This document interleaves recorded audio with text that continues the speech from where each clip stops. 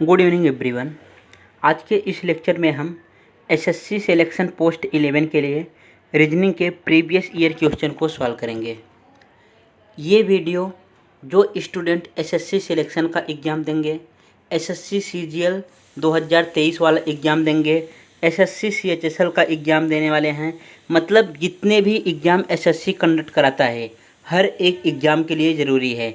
इसके अलावा जो रेलवे का एग्ज़ाम देने वाले हैं, मान लो रेलवे की कोई वैकेंसी आई, वहाँ पे कोई एग्ज़ाम देने गया, या NWDA national water development agency, और जहाँ जहाँ पे रीजनिंग पूछी जाती है जैसे फूड कॉरपोरेशन ऑफ इंडिया, या तो फसाई का फॉर्म आता है।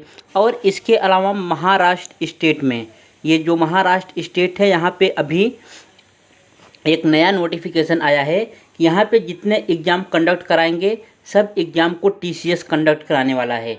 तो यहाँ पे जितने एग्ज़ाम होने वाले हैं, और अगर ये एग्ज़ाम में रीजनिंग पूछा जा रहा है तो हर एक उन स्टूडेंट के लिए ये लेक्चर ज़रूरी है।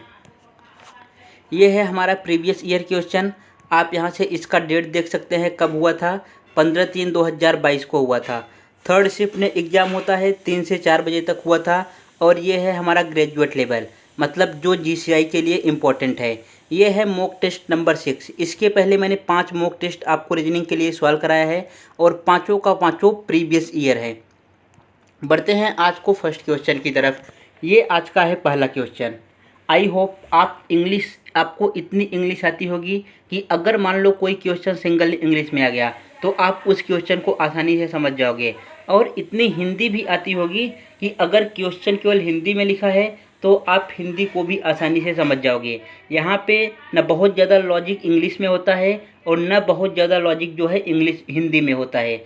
बस अगर आप क्वेश्चन को समझ गए तो आसानी से सॉल्व कर पाओगे, नहीं तो इसी में रह जाओगे कि सर इंग्लिश में क्वेश्चन नहीं है, हिंदी में नहीं है। इन सब चीज़ों में नहीं पढ़ना है, आपको लॉजिक समझना है। सब स्टूडेंट क्लास 10 तक हिंदी इंग्लिश दोनों पढ़ते हैं, तो इतना हिंदी और इंग्लिश सभी को आता है। ये है ब्लड रिलेशन से क्वेश्चन। तो अगर जब भी आपके एग्जाम में ऐसा क्वेश्चन आए तो डायरेक्ट यहाँ पे क्या बनाना है, यहाँ पे आपको टी डायग्राम बनाना रहता है। टी डायग्राम जरा देखो कैसे बनेगा। ये जो नीचे दे रखा है, यहाँ पे ये दे रखा है, इसी के बारे में से ये 4 ऑप्शन दिया है। इसका आंसर पूछा है कि कौन सा आंसर इसमें से सही है, विकल्पों में से कौन सा संबंध जो है सत्य है। तो इस चीज़ का जो है टी डायग्राम बनाओ। और टी डायग्राम बनाने में हेल्प किसकी लेंगे, जो यहाँ पे ऊपर ये वाला पार्ट लिखा है इसकी हम जो है टी डायग्राम बनाने में हेल्प लेंगे। पहला वाला क्या है, के से एल, और के से एल के बीच में कौन सा साइन है, ये आपको यू दिख रहा है। इसी साइन की मदद से जो है हम डायग्राम बनाते हैं। ये साइन किसको दर्शा रहा है, अब इस साइन को पकड़ो और इसमें चेक करो कि ये साइन देखो यहाँ पे दिख रहा है, ये किसको दर्शा रहा है, एक्स वाई की माँ है। एक्स वाई की माँ है तो इसका मतलब हो गया के एल की माँ है। के क्या है, के किसकी माँ है, के हमारे पास एल की माँ है, तो एल जो है नीचे आ जाएगा। और अगर के माँ है तो इसके लिए यहाँ पे माइनस का साइन लगा देंगे। माइनस फीमेल को दर्शाएगा, प्लस किसको दर्शाता है, प्लस मेल को दर्शाता है। अब फिर आगे बढ़ो, अब एल से स्टार्ट करना है। ये हमारे पास इतना पार्ट खत्म हो गया, अब एल से स्टार्ट करेंगे। एल और एन के बारे में पता लगाएंगे। एल और एन के बीच में कौन सा साइन आ रहा है, ये उल्टा यू आ रहा है। उल्टा यू कहाँ पे लिख रखा है, देखो यहाँ पे लिख रखा है। इसका मतलब क्या है, एक्स वाई का भाई है, तो इसका मतलब यहाँ से ये हो जाएगा एल एन का भाई है।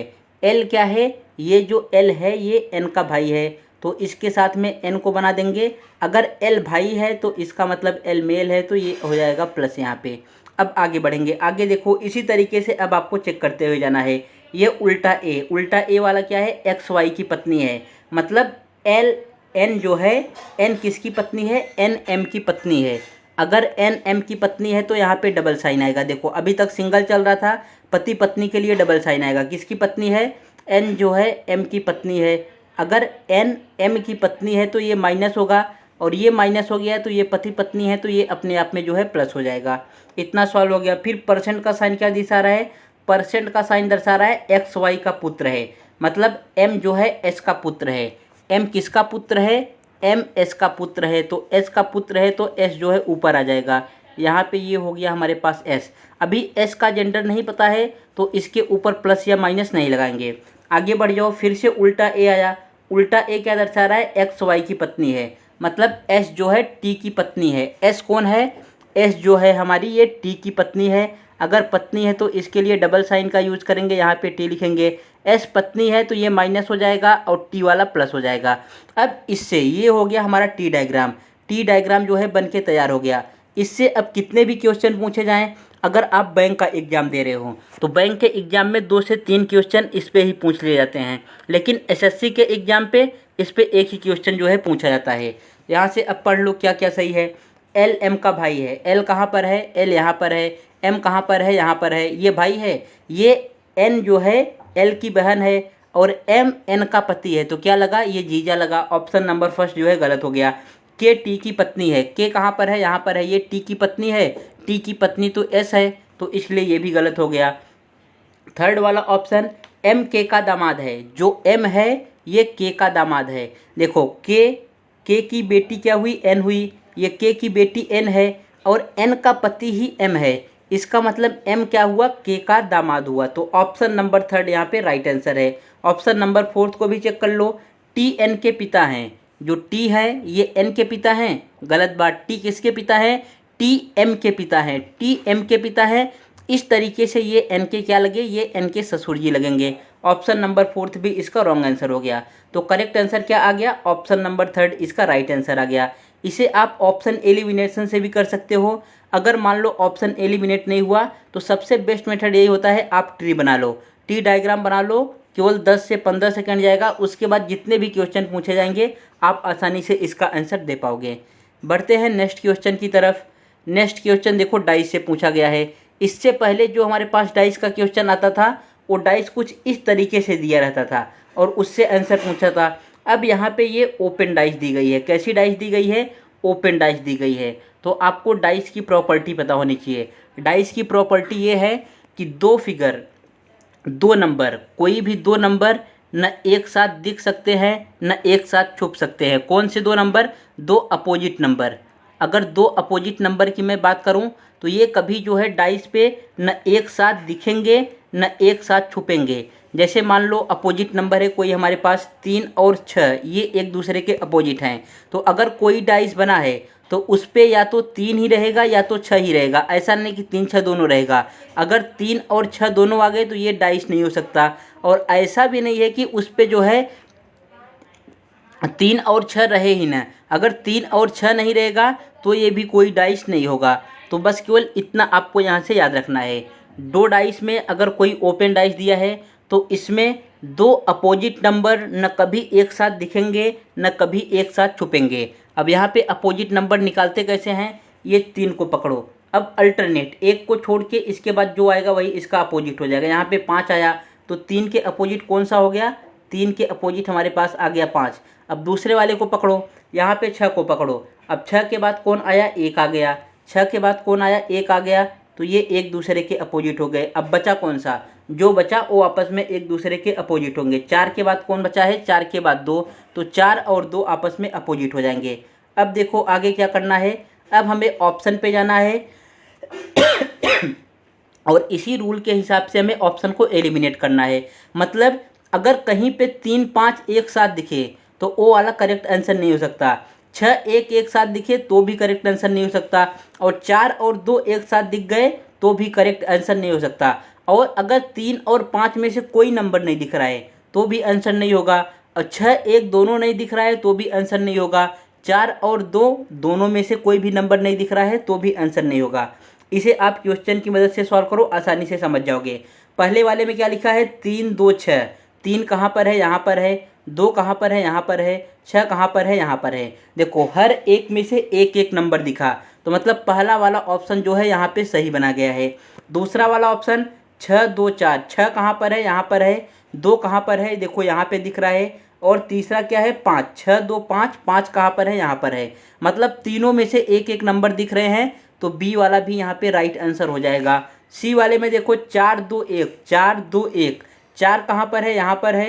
1 यहाँ पर है और 2 यहाँ पर है। मतलब ये वाला पूरा दिख रहा है और दोनों एक साथ नहीं दिखने चाहिए, तो सी वाला जो है नहीं बनाया जा सकता। डी वाले में देखो क्या दिक्कत है, यहाँ पे 5 3 और 5 3 आपको यहाँ पे दिख रहा है, तो दोनों एक साथ नहीं दिखने चाहिए, तो 5 3 गलत हो गया। बचा कौन सा, केवल ऑप्शन नंबर ए और बी यहाँ पे इससे बनाया जा सकता है। तो करेक्ट आंसर क्या हो गया, ऑप्शन नंबर फर्स्ट इसका राइट आंसर आ जाएगा।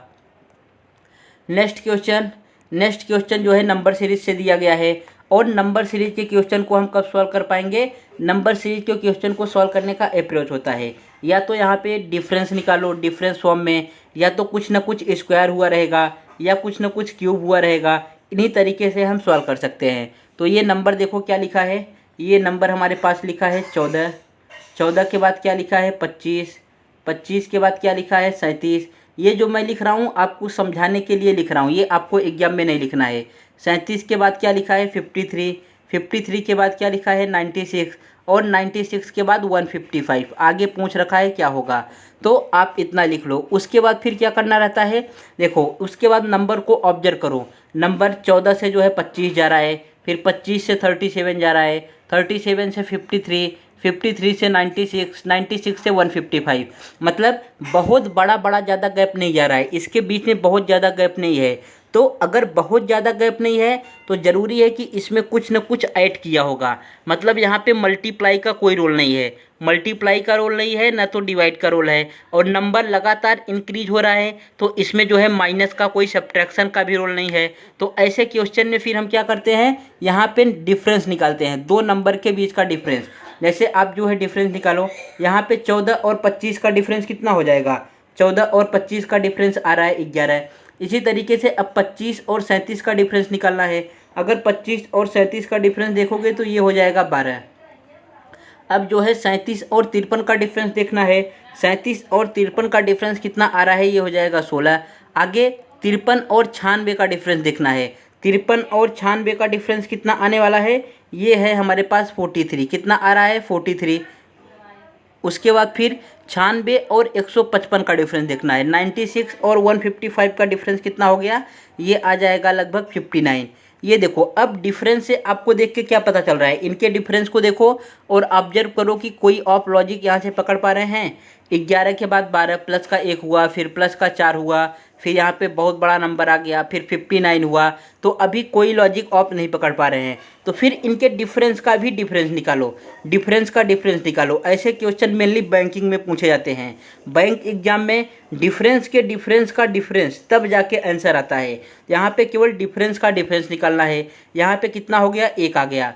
1 के बाद अब 12 से 16 जाना है तो कितना, यहाँ पे 4 का डिफरेंस है। 16 से 43 जाना है। अगर आप 16 से 43 के बीच का डिफरेंस देखोगे तो ये है लगभग 27 का।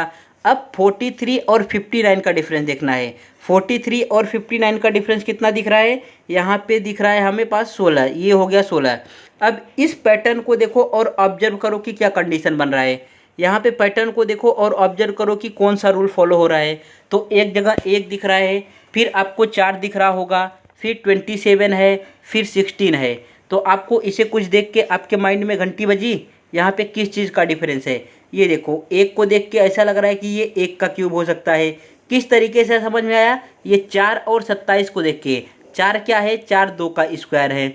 उसके बाद फिर 3 क्या है, 3 हमारे पास 3 का क्यूब है। 16 क्या है, 16 जो है 4 का स्क्वायर है। तो कौन सा रूल फॉलो हो रहा है, एक जगह 1 का क्यूब, फिर 2 का स्क्वायर, फिर 3 का क्यूब, फिर 4 का स्क्वायर। तो इसके आगे क्या होना चाहिए, इसके आगे हमारे पास होना चाहिए 5 का क्यूब। क्या होना चाहिए, 5 का क्यूब। और 5 का क्यूब कितना होता है, 5 का क्यूब आप सबको याद होना चाहिए कि 5 का क्यूब होता है 125।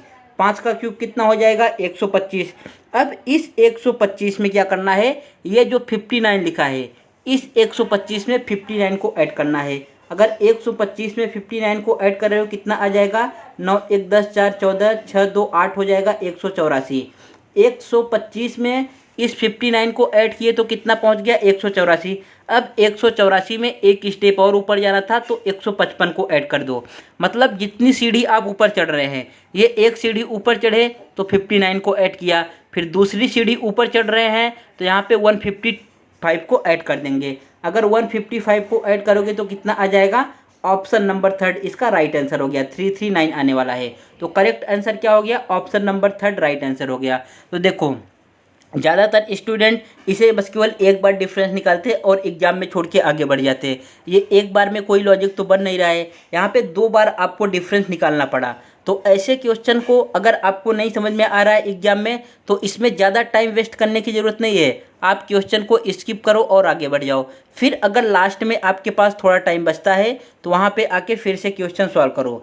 और नहीं सॉल्व करना है तो यहाँ पे तुक्का नहीं लगाना है कि तुक्का लगा के गलत आ जाओ। 99% चांस रहता है कि जितने भी स्टूडेंट जो है तुक्का लगाते हैं उनका गलत ही हो जाता है।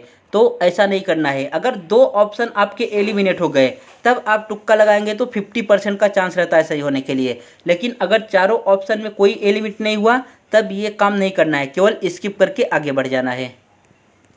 नेक्स्ट क्वेश्चन देखो, नेक्स्ट क्वेश्चन है हमारे पास किस चीज़ का, लेटर सीरीज का। और लेटर सीरीज के क्वेश्चन को कैसे सॉल्व करते हैं, जब तक आपके लेटर्स के नंबर नहीं याद होंगे। लेटर्स के नंबर मतलब उनके पोजीशन का नंबर, तब तक आप ऐसे क्वेश्चन को सॉल्व नहीं कर पाओगे। तो इसको सॉल्व करने का सबसे बढ़िया मेथड यही है कि जो भी लेटर हमारे पास दिया गया है उनका नंबर लिख लो। यहाँ पे ए कौन से नंबर पे आता है, 1 नंबर पे आता है। एम जो है 13 नंबर पे आता है। ओ कौन से नंबर पे आ जाएगा, 15 नंबर पे आ जाएगा। यू आ जाएगा हमारे पास 21 नंबर पे। एन आ जाएगा 14 नंबर पे। और टी कौन से नंबर पे आ जाएगा, 20 नंबर पे। इतना हो गया। अब नीचे वाले का लिख लो, मतलब इस वाले का। यू कितने नंबर पे आता है, क्यू आ जाएगा 17 नंबर पे। ये हो गया 17। डब्लू कौन से नंबर पे आता है, WXYZ। डब्लू हो जाएगा यहाँ पे 23 नंबर पे, तो इसको लिख लो। उसके बाद आगे क्या करना है, वाई कौन से नंबर पे आता है, वाई के बाद जेड आता है तो वाई आ जाएगा 25 नंबर पे। के कौन से नंबर पे आता है, 11 नंबर पे। एक्स कौन से नंबर पे आएगा, एक्स आ जाएगा 24 नंबर पे।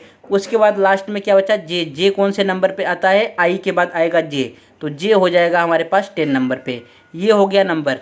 अब इन्हीं दोनों नंबर की वजह से हमें इसमें लॉजिक समझना है कि कौन सा लॉजिक अप्लाई हो रहा है। और जो लॉजिक आप यहाँ से निकालेंगे सेम इस वाले में आप अप्लाई कर देंगे। तो यहाँ पे देखो करेक्ट आंसर क्या आने वाला है। यहाँ पे सबसे पहले क्या चेक करते हैं, फॉरवर्ड पैटर्न। फॉरवर्ड पैटर्न मतलब 1 से 17 में कोई लॉजिक दिख रहा है क्या, 13 से 23 में कोई लॉजिक दिख रहा है क्या। अगर ऐसा लॉजिक नहीं दिखा फिर हम चेक करते हैं क्रॉस पैटर्न। क्रॉस पैटर्न मतलब 13 से 17 में, 1 से 23 में, 21 से 25 में, 15 से 11 में, इस तरीके से लॉजिक चेक करते हैं। अगर ये भी नहीं मिला तब हम चेक करते हैं forward weight pattern. Forward weight मतलब यहाँ पे 1 से 17 में, या तो 1 से इसके बाजू वाले नंबर में कि कुछ इसमें कुछ करके रखा है। इस तरीके से लॉजिक चेक कर हुए आगे बढ़ते हैं। अगर 4 से 5 लॉजिक आपने चेक किया और आंसर नहीं आया तो क्वेश्चन को स्किप करना है और आगे बढ़ जाना है, मतलब अब आपके माइंड में वो क्वेश्चन नहीं जाएगा। तो यहाँ पे आप ज़रा ध्यान से देखो और देखो क्या किया गया है। तो यहाँ पे देखने में क्या लग रहा है, देखो ये 20 से क्या किया है, 24 प्लस का 4 दिख रहा है। 10 से क्या किया है, 14 प्लस यहाँ पे माइनस का 4। 21 से क्या किया है, 25 प्लस का 4 दिख रहा है। 15 से क्या किया है, 11 माइनस का 4। 13 से क्या किया है, प्लस का 4 दिख रहा है 17 में। 1 से क्या किया है, 23 मतलब माइनस का 4 दिख रहा है यहाँ पे। तो इन्होंने क्या पैटर्न अपनाया है, इस तरीके से क्रॉस पैटर्न लगाया है। और क्रॉस पैटर्न में एक जगह प्लस का 4 किया है और दूसरी जगह क्या किया है, दूसरी जगह जो है माइनस का 4 किया है। ये लॉजिक मिल गया। देखो 1 से 1 में जो है माइनस का 4 करेंगे तो 13 पहुंच जाएंगे, और 13 में प्लस का 4 करेंगे तो 17 पहुंच जाएंगे। सेम इसी प्रकार 2-2 का ग्रुप बनाया और यहाँ पे क्रॉस पैटर्न लगाया है, प्लस का 4 माइनस का 4। अब आपको इस वाले में डायरेक्ट अब इसका जो है नंबर लिखने नहीं लिखना है, ये बिना नंबर लिखे आप यहाँ प्लस का 4 करो और माइनस का 4 करो। पहले वाले में क्या करना है, ए में प्लस का 4 करना है। अगर ए में प्लस का 4 करोगे तो ई पे पहुँच जाओगे। ऑप्शन नंबर 3 एलिमिनेट हो गया। एम लिखा है, एम कौन से नंबर पे आता है, 13, और 13 में से माइनस का 4 करोगे कहाँ पे पहुँच जाओगे, 9 पे। 9 कौन से नंबर पे आता है, आई नंबर पे। इसलिए ऑप्शन नंबर 1 भी एलिमिनेट हो गया, ऑप्शन नंबर 4 भी एलिमिनेट हो गया। करेक्ट आंसर क्या आ गया, ऑप्शन नंबर 2 इसका राइट आंसर आ गया। हो सकता है आपको यहाँ पे पैटर्न समझने में 20 से 25 सेकंड लग गया हो, लेकिन ऑप्शन इतना इजी दे रखा है कि अगर एक बार आप पैटर्न समझ गए तो इसे फिर केवल 2 ही सेकंड लगेगा सॉल्व करने में। केवल 2 लेटर का आप चेक करो, आपके पास जो है ऑप्शन एलिमिनेट होकर आंसर आ गया। तो करेक्ट आंसर क्या हो गया, ऑप्शन नंबर 2 इसका राइट आंसर आ गया। नेक्स्ट क्वेश्चन देखो, नेक्स्ट क्वेश्चन भी इसी पे दिया है। यहाँ पे क्या किया है, ये हमारे पास दिया है लेटर, और लेटर को नंबर में कन्वर्ट किया है। तो ऐसे क्वेश्चन को किस तरीके से सॉल्व करते हैं, यहाँ पे सेम वही लॉजिक होगा, जो लेटर दिए गए हैं उनके नंबर लिखो। एस का कितना होता है, एस होता है हमारे पास 19, एस आ जाएगा 19। आई कितना होता है, आई हो जाएगा 9। जी कितना होता है, जी आ जाएगा हमारे पास, जी आ जाएगा 7। उसके बाद एन कितना होता है, एन आने वाला है 14, एन कितना हो जाएगा 14। और सेम इसी प्रकार इसका वाला लिख लो, ये क्या है, आर है, आर का कितना होता है, आर होता है 18, आई का 9 हो जाएगा, एस का कितना होगा, एस होता है 19 और के का कितना आ जाएगा 11। अब चेक करो कि इस नंबर को यूज करके क्या ये नंबर आप बना सकते हैं और इस नंबर को यूज करके क्या ये नंबर आ सकता है। अगर नहीं आ सकता तो पहले इसमें क्या चेक करना रहता है, पहले इसमें कॉमन कोडिंग चेक करना रहता है। कौन सा कोडिंग, पहले कॉमन कोडिंग चेक कर लो, उसके बाद फिर आगे ये सब चेक करने जाओ। कॉमन कोडिंग मतलब क्या होता है, जैसे यहाँ पे साइन लिख रखा है SIGN और यहाँ पे RISK, तो जो लेटर साइन और रिस्क में होंगे, जो लेटर साइन और रिस्क में होंगे वही लेटर का आंसर पूछ रखा है। देखो यहाँ पे के है तो यहाँ पे भी के का पूछा है, यहाँ पे आई है तो इसमें आई लिखा है, एन का पूछा है तो एन इसमें दिख रहा है, यहाँ पे जी है तो यहाँ पे देखो जी दिख रहा है। मतलब ये आंसर जो है कॉमन कोडिंग पे आएगा। और जितने भी कॉमन कोडिंग के सवाल होते हैं फिर उसमें कोई भी ट्रिक अप्लाई कर लो, उसका आंसर नहीं आप पा सकते, टाइम आपका वेस्ट हो जाएगा, 3 से 4 मिनट आपका चला जाएगा क्वेश्चन को सॉल्व करने में, आप फाइंड नहीं कर पाओगे। तो जब भी आपके एग्जाम में ऐसा क्वेश्चन आए तो केवल 2 से 3 सेकेंड लगेगा कॉमन कोडिंग को चेक करने में। पहले आपको कॉमन कोडिंग चेक करना है, उसके बाद फिर यहाँ पे इन सबको लेटर का नंबर लिखना है, तब आगे जो है सॉल्व करना है। अगर इससे भी नहीं आया तो समझ जाओ कि ये किस पे है, ये हमारा इनलॉजिकल पे दिया हुआ है। तो कॉमन कोडिंग आपने चेक कर लिया, कॉमन कोडिंग है। यहाँ पे के का कोड क्या लिखा है, के का कोड जो है 9 लिखा है, तो किससे आंसर स्टार्ट होगा, 9 से स्टार्ट होगा। 9 से स्टार्ट होगा तो option number 3 eliminate, option number 1 eliminate. उसके बाद आई, आई का क्या लिखा है, आई का 6 लिखा है, तो 9 के बाद क्या आने वाला है, 6 आने वाला है। उसके बाद एन, एन का कितना है, 4 है, तो एन के बाद जो है 4 आएगा। Option number 4 eliminate, option number 2 इसका राइट आंसर हो गया। नेक्स्ट क्वेश्चन देखो, ये वर्ड डिक्शनरी फॉर्म से पूछ रखा है। इसमें हम क्या करते हैं, इन सब का मदद पहले नहीं लेंगे, पहले हम ऑप्शन से चेक करना स्टार्ट करते हैं। ऑप्शन में देखो सब में पहले 5 5 दे रखा है तो 5 को चेक ही नहीं करेंगे। उसके बाद क्या रखा है, 4 2 3, तो चेक करना है पहले 4 वाला आएगा कि पहले सेकंड वाला आएगा कि पहले थर्ड वाला आएगा। अब जरा चेक करना स्टार्ट करो, 4th यहाँ पर है, सेकंड यहाँ पर है, थर्ड यहाँ पर है, तो चेक करो कि पहले 4th आएगा कि सेकंड आएगा कि थर्ड।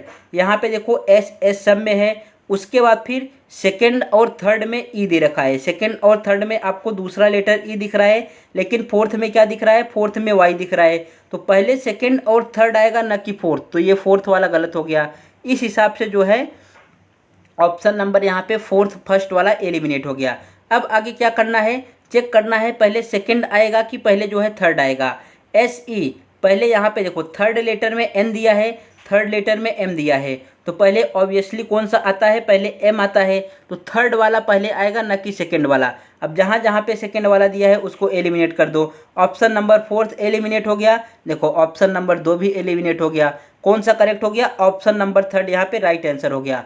तो बिना आप पेपर पेन की सहायता से इस क्वेश्चन को सॉल्व कर सकते थे, केवल किस तरीके से, ऑप्शन को एलिमिनेट करके। अगर आप इसे सॉल्व करने जाएंगे तो 30 से 40 सेकंड आपका बेकार चला जाएगा। करेक्ट आंसर क्या आने वाला है, ऑप्शन नंबर 3 फिर भी आएगा, लेकिन 40 सेकंड आपका चला गया। और इस मेथड से सॉल्व करेंगे, ऑप्शन मेथड से, तो कितना टाइम लग रहा है, केवल 5 सेकंड आपको लग रहा है, 5 से 10 सेकंड। तो यहाँ से आप 20 से 30 सेकंड अपना सेव कर सकते हैं। नेक्स्ट क्वेश्चन पे पूछा है मिरर इमेज। ये तो क्वेश्चन बहुत इजी होता है, जो मिरर के जितना पास है उतना पास बनेगा और जो मिरर से जितना दूर है उतना दूरी पे बनेगा। मिरर में टॉप और बॉटम का फिगर सेम रहता है, मतलब आप मिरर के सामने खड़े हैं तो आपका मुंडी जो सर है ऊपर ही दिखेगा और आपका पैर नीचे दिखेगा। ऐसा नहीं कि पैर ऊपर दिख रहा है और सर नीचे दिख रहा है, ये नहीं होता, ये होता है वाटर इमेज में। तो मिरर इमेज में केवल लेफ्ट और राइट चेंज होता है। तो यहाँ पे एम है तो पहले एम दिखना चाहिए, तो ऑप्शन नंबर 2 और 3 एलिमिनेट हो गया। उसके बाद फिर यहाँ पे भी यू है, यहाँ पे भी यू है, आर है, यहाँ पे भी आर है, फिर टी है, सी है। चेक करना है कि चौथे नंबर पे पहले टी आएगा कि पहले सी आएगा। यहाँ पे 1st, 2nd, 3rd, 4th क्या आया, टी आया, तो टी वाला जो है करेक्ट आंसर हो जाएगा। कहाँ पे टी है, ऑप्शन नंबर 1 इसका right answer, option number 4 eliminate हो गया। जितने भी नॉन वर्बल टाइप के क्वेश्चन पूछे जाते हैं जितने भी नॉन वर्बल टाइप के क्वेश्चन पूछे जाएंगे सबको ऑप्शन एलिमिनेट से सॉल्व करना है। लाइक ये पिछला वाला देखो, ये भी नॉन वर्बल से था, ये नॉन वर्बल का क्वेश्चन है, ये भी नॉन वर्बल का क्वेश्चन है। तो यहाँ पे ऑप्शन एलिमिनेट ही बेस्ट ट्रिक होता है। इससे आप सॉल्व करेंगे तो केवल 10 सेकंड के अंदर आपका आंसर आ जाएगा। बढ़ते हैं नेक्स्ट क्वेश्चन की तरफ। देखो ये है हमारे पास स्टेटमेंट एंड कंक्लूजन का क्वेश्चन। स्टेटमेंट एंड कंक्लूजन के क्वेश्चन को आप वेन डायग्राम बना के बहुत आसानी से सॉल्व कर सकते हैं, लेकिन आपको क्या सीखना है, ऑप्शन एलिमिनेशन मेथड सीखना है कि ऑप्शन को किस तरीके से हम एलिमिनेट कर सकते हैं, बिना वेन डायग्राम भी बनाए किस तरीके से हम अपने आंसर को पा सकते हैं। तो एक बार आप स्टेटमेंट को पढ़ो, ये जो कथन लिखा है, उसके बाद फिर निष्कर्ष को पढ़ो, फिर ऑप्शन पे जाओ, देखो कि कौन कौन सा ऑप्शन एलिमिनेट हो सकता है। यहाँ पे पहले स्टेटमेंट को पढ़ोगे तो पहला स्टेटमेंट नेगेटिव आपको दिख रहा है और सेकंड वाला स्टेटमेंट आपको पॉजिटिव दिख रहा है। जब नेगेटिव और पॉजिटिव मिलते हैं तो ये ऑलवेज जो है नेगेटिव स्टेटमेंट बनाते हैं। कैसा स्टेटमेंट बनाएंगे, अगर इन दोनों को मिला के कोई स्टेटमेंट बनाया जा रहा है, निष्कर्ष बनाया जा रहा है, तो ये ऑलवेज जो है नेगेटिव होता है। पहला वाला यहाँ पे नहीं लिख रखा है, दूसरा वाला नहीं, तो पहले आप पहले और दूसरे को चेक करने मत बैठ जाओ, जो इजी है पहले उसे चेक करो। ऑप्शन नंबर 3 और ऑप्शन नंबर 4 देखो, ये दोनों पॉजिटिव दिए गए हैं और पॉजिटिव चेक करना हमारे पास इजी रहता है। तो पहले इन्हीं दोनों को हम चेक करेंगे। कुछ नाव मोमबत्तियाँ हैं, कुछ नाव क्या है, मोमबत्तियाँ हैं। यहाँ पे देखो लिखा है सभी मोमबत्तियाँ नाव हैं। अगर सभी मोमबत्तियाँ नाव हैं इस तरीके से लिखा है तो ये नाव के पहले कुछ छिपा होता है। नाव के पहले क्या छिपा होता है, कुछ छिपा होता है। और इसके बाद हम इसको उल्टा भी पढ़ सकते हैं, कुछ नाव मोमबत्तियां हैं। तो ऑप्शन नंबर 3 यहाँ पे राइट होगा। अब ऑप्शन नंबर 3 जब फॉलो कर रहा है तो ऑप्शन को एलिमिनेट करो, जिसमें 3 नहीं है उसको निकाल दो। देखो पहले में क्या लिखा है, फर्स्ट और सेकंड फॉलो, ये गलत हो गया क्योंकि ऑप्शन नंबर 3 फॉलो कर रहा है। दूसरे में क्या लिखा है, यहाँ पे देखो 3 फॉलो लिखा है तो ये हो सकता है। तीसरे में क्या लिखा है, फर्स्ट एंड फोर्थ फॉलो, तो ये भी गलत हो गया क्योंकि ऑप्शन नंबर 3 यहाँ पे फॉलो कर रहा है। और चौथे में क्या लिखा है, केवल ऑप्शन नंबर फर्स्ट फॉलो, ये भी रॉन्ग हो गया क्योंकि 3 फॉलो कर रहा है। तो बचा कौन सा, ऑप्शन नंबर 2 यहाँ पे राइट हो गया। सॉल्व करने में कितना टाइम लगा, केवल 2 सेकेंड। कितना टाइम लगा, 2 सेकेंड में आप इसे सॉल्व करके आगे बढ़ सकते हो। और वेन डायग्राम बनाने जाते तो कितना टाइम लगता, कम से कम 15 सेकेंड आपका वेन डायग्राम बनाने में ही लग जाता। तो वेन डायग्राम नहीं बनाना है, पहले इस मेथड से सॉल्व करना है, ऑप्शन एलिमिनेट मेथड सॉल्व करो। जहाँ पे ऐसा नहीं कि पहले आप पहला ही दूसरा चेक करने बैठ गए, पहला और दूसरा थोड़ा हार्ड दिया गया है तो हम पहले और दूसरे की तरफ नहीं जाएंगे, जो इजी चीज़ें हैं पहले हम उस पर ध्यान देंगे। यहाँ पे 3rd और 4th वाला इजी दिख रहा था, केवल मैंने 3rd को सॉल्व किया तो ये पता चल गया कि 3rd यहाँ पे राइट होने वाला है। इसी एक सिंगल ऑप्शन की वजह से मैंने जो है तीनों ऑप्शन को एलिमिनेट कर दिया। तीनों ऑप्शन एलिमिनेट हो गए तो जो बचा वही इसका राइट आंसर हो जाएगा। तो जितने भी वेन डायग्राम के क्वेश्चन आएंगे, जहाँ पे आपको वेन डायग्राम बनाना होगा वहाँ पे मैं वेन डायग्राम बना के समझाऊंगा। जहाँ पे ऑप्शन एलिमिनेट मेथड सॉल्व होगा वहाँ पे आपको ऑप्शन को एलिमिनेट करना भी सिखाऊंगा। नेक्स्ट क्वेश्चन की तरफ पढ़ते हैं। नेक्स्ट क्वेश्चन में देखो ये क्या लिखा है, वंचित में पुनर्स्थापित। वंचित पुनर्स्थापित तो विलक्षण का क्या हो जाएगा, पारस्परिक। इसको आपको डायरेक्ट रट्टा मारना रहता है। ऐसे क्वेश्चन अगर आपको आता है तो आप इसे 2 से 3 सेकंड में सॉल्व कर सकते हैं, अगर नहीं आता तो आप इसे 10 मिनट में भी सॉल्व नहीं कर पाओगे। तो डायरेक्ट जितना ज़्यादा आप रट्टा मारो रहेंगे उतना ज़्यादा आपके लिए फ़ायदेमंद रहेगा। नेक्स्ट क्वेश्चन में देखो इसमें भी एक लॉजिक है, अगर ये लॉजिक आपके लिए नहीं काम करा तब जो है हम जाएंगे इसको सॉल्व करने। इसमें ये लॉजिक है, जितने भी इस टाइप के क्वेश्चन पूछे जाते हैं, अगर 4 सीरीज दिया, जहाँ पे कितनी सीरीज दिया गया है, देखो यहाँ पे 5 सीरीज दिया गया है। अगर 4 सीरीज दिया या तो 5 सीरीज दिया या तो 6 सीरीज दिया, इसी तरीके से देता है या तो 3 सीरीज देता है, तो मोस्टली इसमें 95% ये चांस रहता है कि जो अगला सीरीज पूछेगा वो रिपीटेड सीरीज होगा। मतलब यहाँ पे 4 दे दिया, अब 5वां पूछ रखा है तो 5वां कौन सा होगा, जो पहला वाला होगा सेम वही 5वां वाला होगा। और यहाँ पे अगर 6ठा पूछ रखा है तो जो पहला वाला होगा वही यहाँ पे 6ठा वाला होगा। अगर यहाँ पे 7वां पूछ रखा है तो जो पहला वाला होगा यही यहाँ पे 7वां वाला होगा। अगर यहाँ पे चौथा पूछा है तो अब चौथा हमें फाइंड करना रहता है, पहले वाले को जो है चौथे वाले से रिलेट नहीं कर सकते। तो जब भी 4, 5, 6 इस तरीके का सीरीज पूछे और आगे 5वां सीरीज, 6ठा सीरीज या 7वां सीरीज पूछ ले, तो जो पहला वाला है उसी को हम आंसर टिक कर सकते हैं। 95% चांस रहता है कि हमारा क्वेश्चन सही हो जाए। यहाँ पे ज़रा देखो पहला वाला ये है, दूसरा, तीसरा, चौथा, पाँचवा। यहाँ पे कौन सा सीरीज पूछा है? छठा सीरीज पूछा है। तो छठा सीरीज क्या हो सकता है? जो हमारे पास पहला है वही छठा हो सकता है। तो पहला कहाँ पे आपको दिख रहा है? ज़रा देखो यहाँ पे, ऑप्शन नंबर फर्स्ट इसका राइट आंसर हो जाएगा, क्योंकि ये वाला रंगीन पार्ट केवल यही रंगीन पार्ट में दिख रहा है। यहाँ पे तो ये गलत दिख रहा है, यहाँ पे भी रंगीन पार्ट नहीं है, यहाँ पे भी रंगीन पार्ट नहीं है। तो ऑप्शन एलिमिनेट करने गए। और इस ट्रिक को आप जो है अपने बुक में नोट डाउन कर लो। अगर ट्रिक आपको पता है तो कितना टाइम लगा? केवल 5 सेकंड लगा। नहीं तो ऐसा नहीं है कि आप इसे सॉल्व नहीं कर सकते, इसे सॉल्व भी कर सकते हो, लेकिन सॉल्व करने की कोई ज़रूरत ही नहीं है। जब आपके पास ट्रिक है और आप करेक्ट आंसर तक बिना सॉल्व किए ही पहुंच जा रहे हैं, तो फिर सॉल्व करने की, टाइम वेस्ट करने की क्या ज़रूरत है। नेक्स्ट क्वेश्चन, कोई ऐसा भी क्वेश्चन आ सकता है जिसमें ये ट्रिक अप्लाई नहीं हो, तो मैं वहाँ पे आपको इसका बेसिक समझा दूंगा कि किस तरीके से जो है सॉल्व करते हैं। नेक्स्ट क्वेश्चन देखो, नेक्स्ट क्वेश्चन में क्या आ गया? फिर से स्टेटमेंट एंड कंक्लूजन का क्वेश्चन आ गया। तो आपके एग्जाम में स्टेटमेंट एंड कंक्लूजन से टोटल 2 से 3 क्वेश्चन पूछे जा सकते हैं। 25 क्वेश्चन में से 2 से 3 क्वेश्चन स्टेटमेंट एंड कंक्लूजन के हो सकते हैं। फिर से यहाँ पे वही चीज़ करना है, हमें ऑप्शन को एलिमिनेट करना है। ऑप्शन को एलिमिनेट करो और अपना आंसर लाओ। तो पहले यहाँ पे देखो क्या लिखा है? सभी चतुर्भुज की जीवाएँ जो है संभावना है। संभावना की बात बोला है, पॉसिबिलिटी की बात बोला है। तो पहले इसे हम हाथ नहीं लगाएंगे, पहले दूसरे वाले को ही चेक कर लेते हैं। दूसरे में क्या बोला है? कुछ स्पर्श रेखाएं समचतुर्भुज हैं। कुछ स्पर्श रेखाएं। अब फिर से आपको मैं यहाँ बता दूं कि यहाँ पे क्या आएगा? कुछ आएगा। यहाँ पे क्या आता है? कुछ आता है। और कुछ को हम क्या कर सकते हैं? कुछ को सभी नहीं पढ़ सकते। कुछ अगर लिखा है तो इसको सभी नहीं पढ़ेंगे, लेकिन अगर सभी लिखा है, अगर सभी लिखा है तो इसको हम जो है कुछ पढ़ सकते हैं। सभी लिखा है तो इसको हम कुछ जो है पढ़ सकते हैं। तो यहाँ पे क्या लिखा है? कुछ स्पर्श रेखाएं। यहाँ पे कुछ आ गया, सम आ गया। सम स्पर्श रेखाएं इसको पढ़ सकते हैं। चतुर्भुज है, कैसा है? सम स्पर्श रेखाएं चतुर्भुज है। तो ये आपस में क्या है? ये आपस में सही लग रहा है। तो ऑप्शन नंबर सेकंड यहाँ पे क्या कर रहा है? ऑप्शन नंबर सेकंड यहाँ पे फॉलो कर रहा है। अब जो है ऑप्शन को एलिमिनेट करो। फोर्थ वाला ऑप्शन एलिमिनेट हो गया, यहाँ पे फर्स्ट बोला है। थर्ड वाला ऑप्शन जो है एलिमिनेट हो गया, यहाँ पे बोला है कि निष्कर्ष, सॉरी यहाँ पे थर्ड वाला हो सकता है। थर्ड वाले में क्या बोल रखा है? थर्ड वाले में जो है बोला है कि ये जो है फॉलो करता है। तो थर्ड वाला अभी आंसर हो सकता है। सेकंड वाला इसका आंसर नहीं होगा। इसमें बोल रखा है ना तो फर्स्ट फॉलो करेगा ना सेकंड फॉलो करेगा। अब आगे यहाँ पे आप 2 ऑप्शन में फंस गए, एक तो पहले वाले ऑप्शन में और एक तीसरे वाले ऑप्शन में। तो अब हमें ये पहले वाले भी सॉल्व करना पड़ेगा। पहले वाले की सॉल्व करने की संभावना क्या होती है? जहाँ पे ये पॉसिबिलिटी वाला केस आ जाए। पॉसिबिलिटी वाला केस अपने आप में 99% जो है ट्रू होता है। पॉसिबिलिटी वाला केस आपको डायरेक्ट क्या याद रखना है?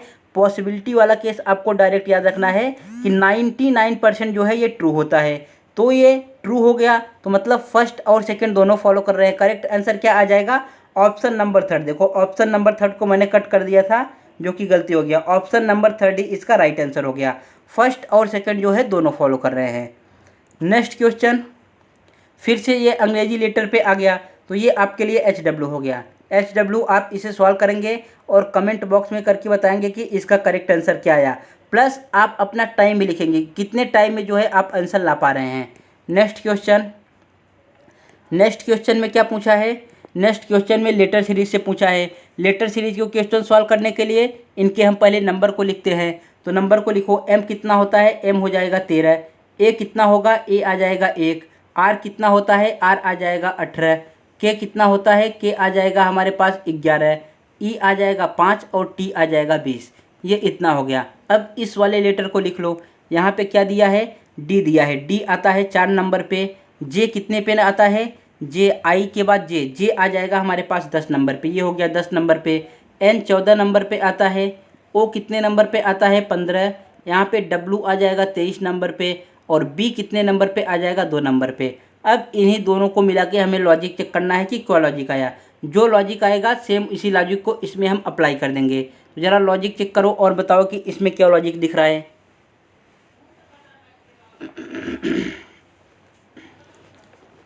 तो आपको कौन सा ट्रिक इसमें अप्लाई करना रहता है?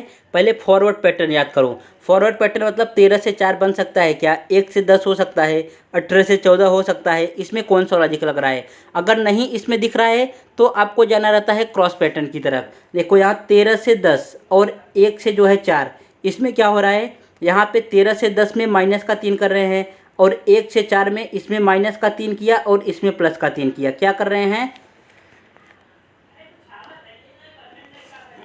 इसमें माइनस का 3, इसमें प्लस का 3। उसके बाद फिर आगे देखो, आगे क्या लिखा है, यहाँ पे 18 लिखा है, 11 लिखा है। 18 से 15 गया, 11 से 14 गया, तो इसमें भी माइनस का 3 किया है और इसमें प्लस का 3 किया है।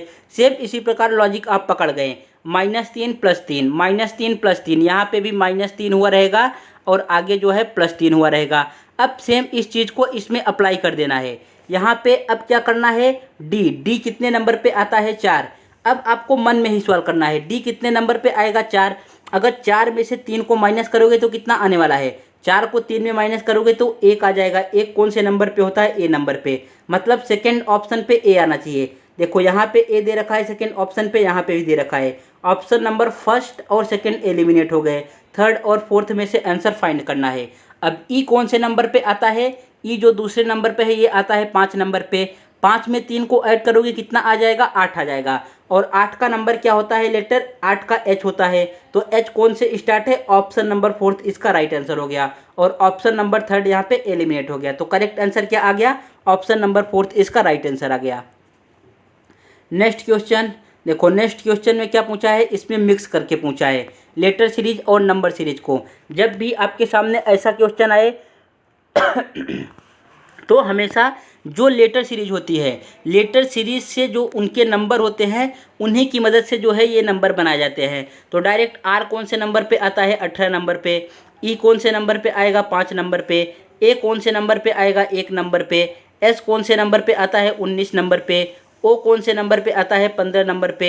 एन कौन से नंबर पे आएगा, 14 नंबर पे। अब इनको ऐड करो जरा, देखो कितना आ रहा है। जब आप इनको ऐड करोगे तो ये हो जाएगा 8, 8 दूना 16, 16 1 17, 1 18, 18 4 22, 22 10 32 का 2, कैरी कितना हुआ, 3, 3 और ये 4, 72 आ गया। लेकिन ये 72 की जगह क्या लिख रखा है, 72 की जगह यहाँ पे 69 लिखा है। 69 कब बन सकता है, जब 72 में से मैं 3 को माइनस कर दूं। ये 3 कौन सा नंबर माइनस हुआ है अभी ये मुझे नहीं पता, लेकिन 3 तो माइनस हुआ है तभी जाके 69 आया। तो अगर यहाँ से आप नहीं कन्फर्म हो पा रहे हैं तो क्या करो, ये यहाँ पे देखो दूसरा भी दिया है। अब हम इस दूसरे वाले को चेक करेंगे, दूसरे वाले को चेक करेंगे तब जाके हमें लॉजिक यहाँ पे पता लग जाएगा। सी कौन से नंबर पे आएगा, 3 नंबर पे आएगा। एल कौन से नंबर पे आता है, 12 नंबर पे आएगा। ए 1 नंबर पे आ जाएगा। आई जो है 9 नंबर पे आएगा। एम जो है 13 नंबर पे आएगा। एस आ जाएगा 19 नंबर पे। इनको ज़रा ऐड करो, यहाँ पे हो गया 9 9 18, 18 के बाद 2 20, 20 3 23, 23 24 25 26 1 27, यहाँ पे 7 आ गया। कैरी कितना हुआ, 2, ये 3 और 2 कितना हो गया, 5, कितना आ गया, 5 आ गया। अब इसमें भी क्या किया है, देखो यहाँ पे भी, यहाँ पे कितना माइनस किया है, अगर हम 2 माइनस करेंगे, 2 माइनस करेंगे तब जाके हम 55 तक पहुँचेंगे। तो इस वाले में 3 माइनस किया, इस वाले में 2 माइनस किया है, तो इसका क्या लॉजिक हो सकता है। अब जब आप ऐसे जगह पे फंस जाओ तो इसमें वोवेल और कॉन्सोनेंट का लॉजिक अप्लाई करना है कि हो सकता है इस वाले लेटर में 3 वोवेल हों तो इन तीनों वोवेल को माइनस कर दिया हो, इस वाले लेटर में 2 वोवेल हों तो 2 वाले वोवेल को माइनस किया हो। तो ज़रा इसमें वोवेल को देखो कितने हैं, एक तो ई हो गया पहला, ए हो गया दूसरा और ओ हो गया तीसरा। इसमें 3 वोवेल थे तो इस तीनों वोवेल को यहाँ पे माइनस कर दिया है। यहाँ पे कितने वोवेल थे, यहाँ पे एक हो गया ए और दूसरा हो गया एम, 2 वोवेल थे। तो यहाँ पे 2 वोवेल थे तो 2 वोवेल को माइनस किया है, वोवेल को माइनस किया है, वोवेल के प्लेस वैल्यू को नहीं कि ए का मतलब 1 होता है तो 1 को माइनस कर दिया, आई का मतलब 9 होता है तो 9 को माइनस कर दिया। जितने वोवेल है नंबर ऑफ वोवेल्स को यहाँ पे माइनस किया है। अब आप लॉजिक पकड़ गए, जब लॉजिक पकड़ गए तो फटाफट इसका आंसर निकाल के बताओ। ए 1 नंबर पे आएगा, सी 3 नंबर पे आएगा, टी आएगा 20 नंबर पे, आई आएगा 9 नंबर पे, ओ आएगा 15 नंबर पे, एन आएगा 14 नंबर पे। ये कितना हो गया, 15 15 30 हो गया, 30 20 50, 50 10 60, 60 2 62, कितना आ गया 62। कितने वोवेल हैं, एक हो गया ए, ये 2, ये 3, 3 इसमें माइनस कर दो। जब 3 माइनस कर दोगे कितना पहुंच जाओगे, 59। Correct answer option number second यहाँ पे राइट आंसर हो जाएगा। नेक्स्ट क्वेश्चन देखो, नेक्स्ट क्वेश्चन भी हमारे पास इससे ही पूछ रखा है, तो इसका करेक्ट आंसर क्या आने वाला है। इसका टेबल पे ज़रा फोकस करो। टी का कितना होता है, 20 हो जाएगा, टी का 20 आ जाएगा। ए का 1 आने वाला है, यहाँ पे बी का कितना आएगा, बी का 2, एल का आ जाएगा 12, ई का कितना आ जाएगा 5, ये हो गया। अब इसके नीचे इसके वाले को लिख दो, ए हो जाएगा हमारे पास 1, एल कितना आएगा, एल आ जाएगा 12, 12 के बाद बी कितना आने वाला है, यहाँ पे आप जरा बी को बताओ, बी आ जाएगा 2, 2 के बाद टी कितने पे आएगा, 20 पे आएगा, ई कितने पे आएगा, 5 पे आएगा। देखो इसमें क्या किया है, जरा इसमें देखो, जो ऊपर नंबर है, जो ऊपर नंबर है सेम वही नंबर आपको नीचे दिख रहा है। यहाँ पे भी 5 है, यहाँ पे भी, यहाँ पे 12 है, यहाँ पे 12 है, यहाँ पे 2 है, यहाँ पे 2 दिख रहा है, 1 है तो 1 दिख रहा है, 20 है तो 20 दिख रहा है। तो इसका मतलब ये कॉमन कोडिंग पे आधारित है। किस पे आधारित है, कॉमन कोडिंग पे। तो जिस तरीके से इसमें कोडिंग किया गया है, इसका लेटर का नंबर लिखो और सेम वही कोडिंग इसमें अप्लाई कर दो। तो डब्लू कौन से नंबर पे आता है, डब्लू आ जाएगा 23 नंबर पे, डब्लू 23 नंबर पे। यहाँ पे ए 1 नंबर पे, टी आता है 20 नंबर पे, सी कितने नंबर पे आता है 3 नंबर पे, एच कितने नंबर पे आ जाएगा 8 नंबर पे। सेम जैसे यहाँ पे लॉजिक लगाया है वही लॉजिक यहाँ पे लगा दो। पहले इस वाले को यहाँ किया है तो ये पहले यहाँ कर दो, अगर इसे यहाँ करोगे तो ऑप्शन ए से स्टार्ट होगा। अब आगे क्या किया है, यहाँ पे 12, 12 कहाँ पे था, ये वाला लास्ट वाला, तो 3 को यहाँ कर दो। जब 3 को करोगे तो सी, ए के बाद क्या आना चाहिए, सी आना चाहिए। Option number first eliminate, option number second eliminate. अब आगे क्या किया है, यहाँ पे 2, 2 का 2 ही लिख रखा है तो 20 का 20 ही रहेगा। अगर 20 का 20 ही रहेगा तो कौन सा ऑप्शन, टी आ जाएगा, ए सी टी। तो इस हिसाब से ऑप्शन नंबर 4 इसका करेक्ट आंसर हो गया। ऑप्शन नंबर 3 यहाँ पे इनकरेक्ट हो गया। नेक्स्ट क्वेश्चन देखो, नेक्स्ट क्वेश्चन आपका आई टेस्ट है। ये जो डायग्राम कुछ इस तरीके से बना के दिया है, ये किस में आ रहा है, यही आपसे पूछा है। तो इस डायग्राम को जरा इन चारों ऑप्शन में देखो और बताओ कि किस में आने वाला है। ये पहले वाले में अगर आप देखोगे तो ये लाइन तो इस तरीके से है, ये लाइन यहाँ पे कुछ ऑप्शन नंबर फर्स्ट में नहीं दिख रहा है। ऑप्शन नंबर सेकंड देखो, यहाँ पे ये लाइन कुछ इस तरीके से गई हुई है, ये वाला लाइन जरा देखो यहाँ पे गई है, फिर उसके बाद इधर भी गया है। लेकिन ये जो नीचे मुड़ा है, इसको नीचे ना मुड़ के इस तरीके से ऊपर मुड़ना चाहिए। कहाँ पे ये मुड़ा हुआ है, ऊपर मुड़ा हुआ है तो ऊपर मुड़ना चाहिए। Option number second eliminate. Option number 3 पे जरा नज़र डालो। ऑप्शन नंबर 3 पे देखो, ये लाइन तो यहाँ पे गई हुई है, जो ये लाइन है ये वाला यहाँ पे दिख रहा है। उसके बाद सेम यहाँ पे ये लाइन दिख रहा है, देखो ये वाला भी लाइन दिख रहा है। उसके बाद ये तिरछा जाना है, फिर इधर मूव करना है। तो यहाँ पे तिरछा भी गया है और इस डायरेक्शन में मूव भी किया है। तो ऑप्शन नंबर 3 इसका राइट आंसर हो जाएगा। कौन सा करेक्ट हो गया, ऑप्शन नंबर 3 यहाँ पे राइट आंसर हो गया। तो एग्जाम में इस क्वेश्चन को सॉल्व करने में क्या परेशानी होती है, वहाँ पे आपको एक बार में पूरी तरह स्क्रीन पे नहीं दिखता, आधा क्वेश्चन आधे स्क्रीन पे दिखता है, फिर स्क्रॉल करके आपको नीचे जाना रहता है। तो जो चीज़ पूछा है, जैसे ये चीज़ पूछ रखा है, तो इसे आप फटाक से अपने कॉपी में इस तरीके से बना लेना, फिर आपके लिए क्वेश्चन आसान सॉल्व करना ईजी हो जाएगा। नेक्स्ट क्वेश्चन में देखो क्या पूछा है। यहाँ पे LATEX का कोड ये लिख रखा है, राइट का कोड ये लिख रखा है। हमसे किसका पूछा है, इस्माइल का कोड पूछा है। देखो इस्माइल में एस है, क्या इन दोनों लेटर में कहीं एस आपको दिख रहा है, एस नहीं दिख रहा है, इसका मतलब ये कॉमन कोडिंग पे नहीं है। अब यहाँ पे कॉमन कोडिंग नहीं लगाना है, कॉमन कोडिंग तभी लगाना है जब एस जो है दोनों लेटर में से किसी न किसी एक लेटर में होता। तो फटाफट अब क्या करना है, इन सब का प्लेस वैल्यू लिखना है। एल क्या आ जाएगा, 12 आ जाएगा। ए क्या आने वाला है, ए 1 आ जाएगा। उसके बाद फिर टी क्या आने वाला है, टी 20 आ जाएगा। ई आने वाला है 5, एक्स वाई जेड, एक्स हो जाएगा 24। अब सेम इसी प्रकार नीचे इनका कोडिंग कर दो। ओ कितना होता है, ओ हो जाएगा 15। यहाँ पे एफ कितना हो जाएगा, 6 हो जाएगा। उसके बाद जी कितना होगा, जी हमारे पास होता है 7, यहाँ पे 7 आ जाएगा। जे कितना होता है, जी हो जाएगा 10। सी कितना होता है, सी हो जाएगा 3। अब देखो ज़रा इसमें क्या कोडिंग लगाया है। इसमें आपको कोडिंग चेक करना है और बताना है कि कौन सी कोडिंग यहाँ पे अप्लाई किया है।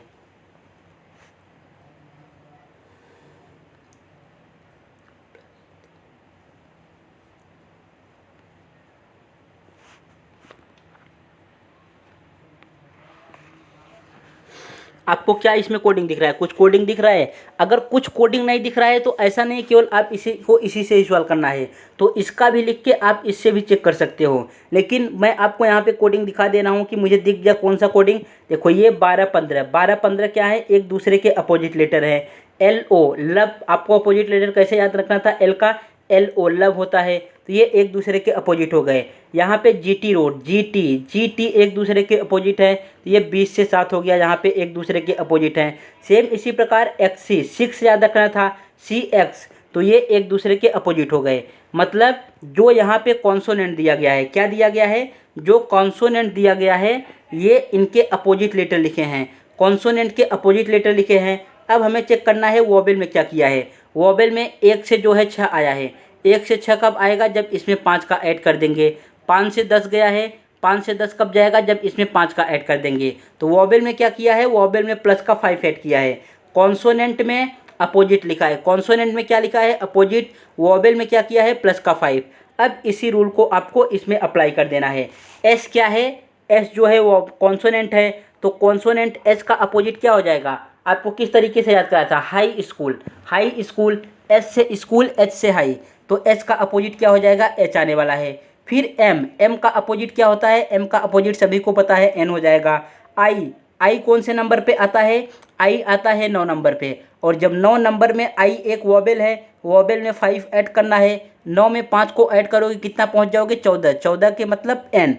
तो जो ऑप्शन होगा एच डबल एन से स्टार्ट होना चाहिए। कौन सा ऑप्शन है, option number 4th eliminate, option number 2nd eliminate, option number 1st eliminate. बचा कौन सा, ऑप्शन नंबर 3rd, यहाँ पे राइट आंसर हो गया।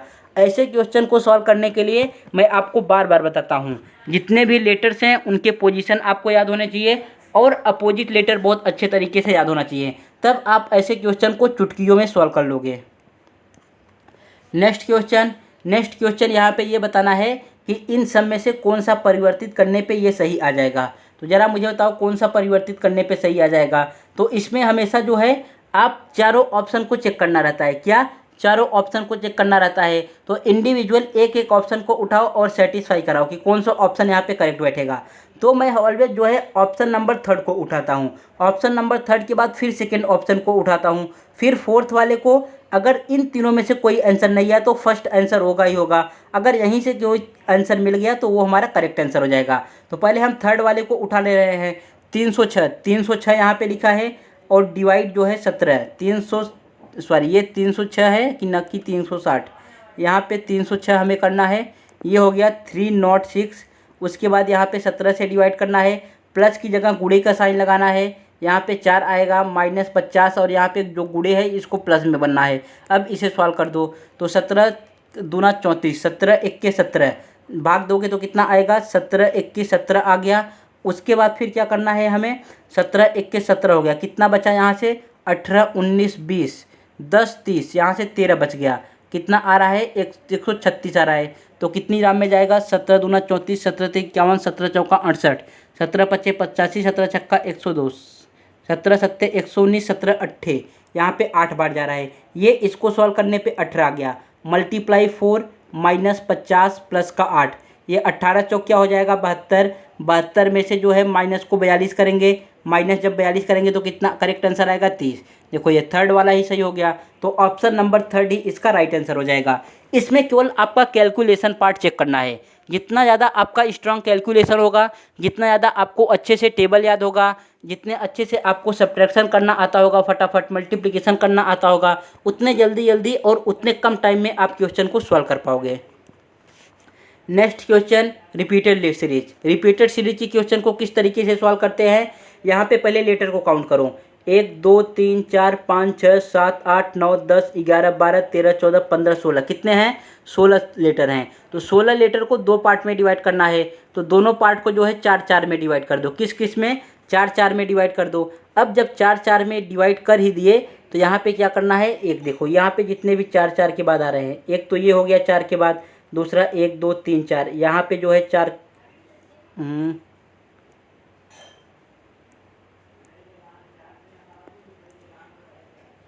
यहाँ पे ये L के बाद जो है 4 के बाद आ जाएगा। उसके बाद फिर क्या करना है, यहाँ पे L के बाद क्या आने वाला है, ज़रा मुझे बताओ। L के बाद 1 2 3 4, ये यहाँ पे R के बाद आ जाएगा। अब बस ये इससे आप पार्ट में डिवाइड कर दिए। अब डायरेक्ट क्या करना है, आपको आंसर निकालना है। ऐसा नहीं कि आप एग्जाम में भी ऐसे करते बैठो, एग्जाम में आपको डायरेक्ट सॉल्व करना है। मैं यहाँ पे समझाने के लिए आपको ये सब करता हूँ। L क्या लेटर बन रहा है, L के बाद R, R के बाद क्या आ रहा है, T। तो 4 का लेटर बनाना है। देखो L के बाद सब जगह क्या लिखा है, L के बाद यहाँ पे P लिखा है, यहाँ पे भी सेकेंड में P आ रहा है। इसका मतलब जो इसके बाद आने वाला है वो क्या होगा, P। तो क्या सीरीज बन गया, LPRT। अब सब में यही सीरीज जो चारों बना है सब में LPRT जो है डिवाइड करेगा, बार बार यही आएगा। तो पहले पे क्या होने वाला है, पहले पे P, उसके बाद यहाँ पे LP है, क्या आएगा सेकंड वाले पे R, PR से ऑप्शन स्टार्ट होना चाहिए। Option number 4 eliminate, option number 3 eliminate, option number 2 eliminate. Correct क्या हो गया, ऑप्शन नंबर 1 यहाँ पे राइट आंसर आ गया। नेक्स्ट क्वेश्चन देखो, ये मैंने आज एक इंग्लिश का वीडियो प्रोवाइड किया है, आप सब उसे जाके देखना। जितने भी SSC सीजीएल में क्वेश्चन आए थे वन वर्ड सब्स्टिट्यूशन का, उसको जो है वहाँ पे बहुत अच्छे तरीके से समझाया है। तो सिस्मोलॉज वहाँ पे ये चीज़ जो है इंग्लिश के वन वर्ड सब्स्टिट्यूशन में पूछा गया है, और यहाँ पे सेम वही चीज़, सेम वही क्वेश्चन क्या पूछा है, रीजनिंग में पूछ रखा है।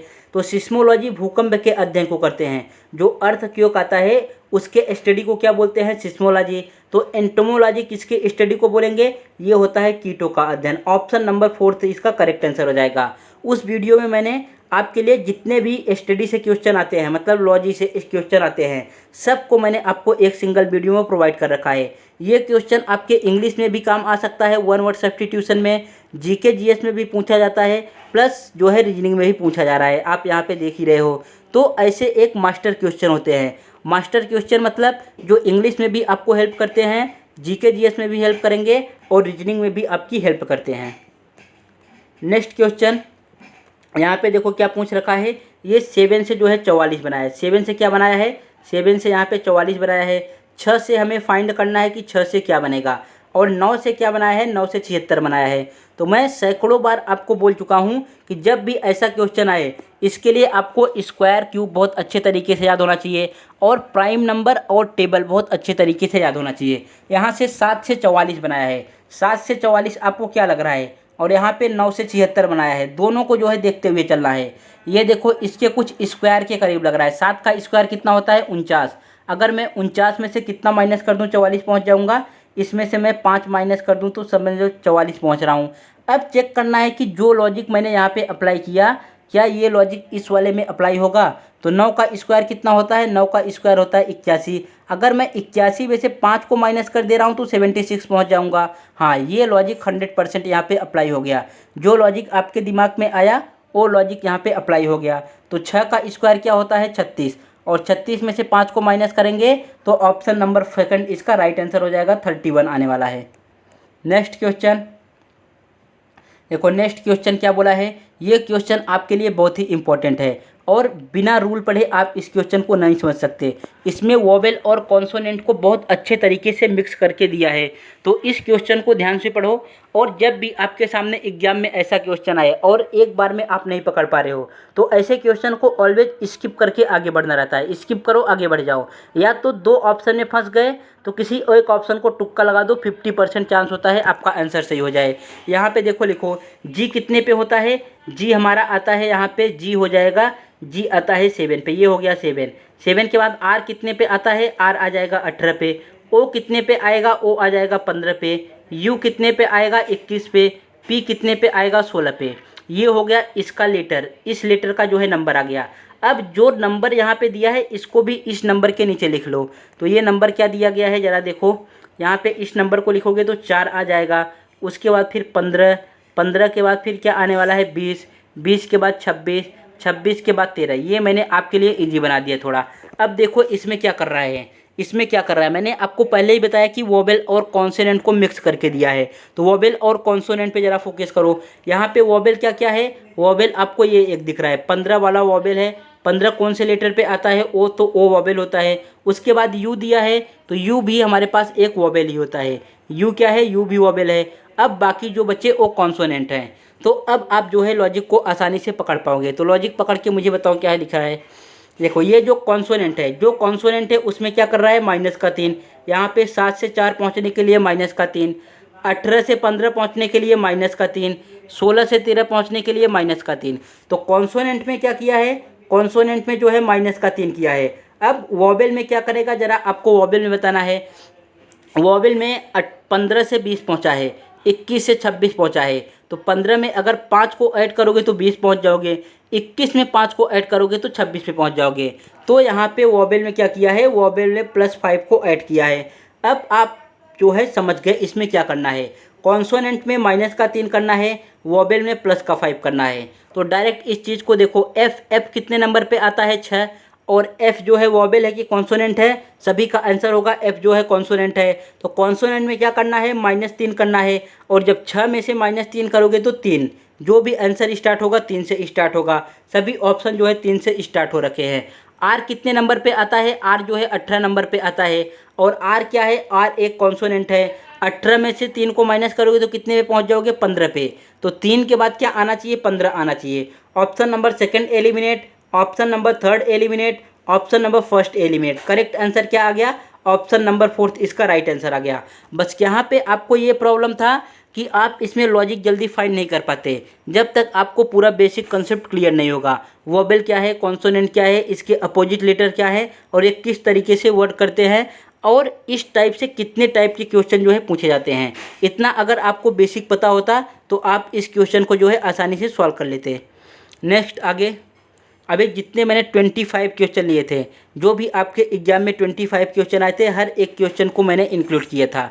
तो आज का मॉक टेस्ट यहीं समाप्त होता है। अगर अभी तक आपने हमारे चैनल को सब्सक्राइब नहीं किया है तो चैनल को सब्सक्राइब करना है, वीडियोज़ को लाइक करना है, और जो भी स्टूडेंट किसी भी एसएससी एग्ज़ाम की तैयारी कर रहे हैं, या और मैंने जो अभी शुरू में आपको एग्ज़ाम बताया उस एग्ज़ाम की तैयारी कर रहे हैं, या महाराष्ट्र में कोई गवर्नमेंट एग्ज़ाम की तैयारी कर रहे हैं, तो हर एक उन स्टूडेंट के पास इस वीडियो को शेयर करना है, ताकि उनको पता चले कि टीसीएस का लेवल क्या होता है। टीसीएस का लेवल मतलब जो टीसीएस एसएससी एग्ज़ाम कंडक्ट कराता है, इन सब का लेवल क्या है और किस टाइप के आपके क्वेश्चन पूछे जाते हैं। आपको मैं ये गारंटी नहीं दे सकता कि यहीं से आप सब कुछ कर सकते हैं। आपको एक बार बेसिक पढ़ना ही पड़ेगा, मैथ्स का, रीजनिंग का, इन सब का एक बार आप कितने भी स्ट्रांग हैं तो इनका एक बार बेसिक पढ़ना ही पड़ेगा। बेसिक से आपको क्या पता चल जाता है, वहाँ से आपको ये चीज़ नॉलेज हो जाएगा कि किस टाइप के कितने क्वेश्चन पूछे जाते हैं। जब बेसिक आपका क्लियर हो जाएगा, पूरा क्लियर नहीं होगा तब भी चलेगा, बेसिक थोड़ा बहुत आपको पता चल गया, आइडिया हो गया, उसके बाद आप इस मॉक टेस्ट को सॉल्व करो। फिर आपको मॉक टेस्ट सॉल्व करने में बहुत मज़ा आएगा। कहीं से भी आप सॉल्व कर रहे हैं बहुत अच्छा लगेगा, और आप क्वेश्चन के आंसर को आसानी से दे पाओगे। अगर आपको स्क्वायर क्यूब ही नहीं याद है, नंबर का लेटर्स ही नहीं याद है, सीरीज़ का लेटर्स नहीं याद है, उनके अपोजिट लेटर नहीं याद है, तो बहुत बोरिंग लगेगा, आपको लगेगा कि एग्ज़ाम क्लियर ही नहीं होगा। क्या करना है आपको, इन सब चीज़ों को कहीं से यूट्यूब पे सर्च करो, और कोई भी एक दिन में एक टॉपिक आपको ख़त्म करना है। एक टॉपिक उठाओ और उसके डबल स्पीड ×2 पे करके देखो, और उसका बेसिक जो है फटाफट ख़त्म करो। उसके बाद तब मॉक टेस्ट को दो, तो मॉक टेस्ट देने में आपको बहुत अच्छा लगेगा और चीज़ें आपको ज़्यादा अच्छे तरीके से समझ में आएंगी। सो मिलते हैं नेक्स्ट वीडियो में, तब तक के लिए जय हिंद।